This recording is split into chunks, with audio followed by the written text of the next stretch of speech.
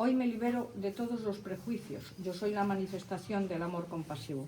Aunque hubiera recorrido todos los caminos, cruzado montañas y valles desde Oriente hasta Occidente, si no he descubierto la libertad de ser yo mismo, no he llegado a ningún sitio. Anónimo. Desde que vimos este mundo principiamos abrindo portas. A primeira é a porta da nacencia. Despois temos moitas alboradas e solpores. Un camiñar pola vida lembrando que o noso camiño principiou denantes de vir a este fermoso lugar chamado Gaia, a Globeta, a Pachamama, o Reino. Cando chegas a Santiago de Compostela, vaste a topar con moitas portas e pórticos. O pórtico da Gloria, a porta do Camiño, o Pazo da Oca, o Paso da Oca. Vivimos en tantas dimensións e pasamos dunhas a outras polas portas interdimensionais que forman parte das nosas propias enerxías.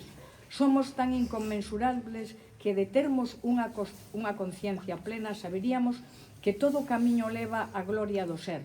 A auténtica liberdade é ser nos mesmos, e para ser ceibe temos que liberarnos de todo o lastre que levamos enriba.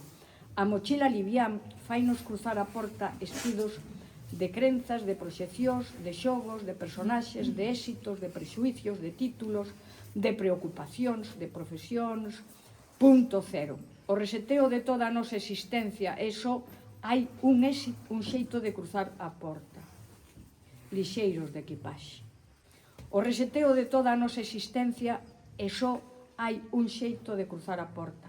Lixeiros de equipaxe. O amor compasivo principia por nós, aceptándonos como somos e deixando de xulgarnos e xulgar, esquecendo todos os medos e curando as feridas do corazón, deixándose o me fixeron, me dixeron a víctima, o sistema o alleo.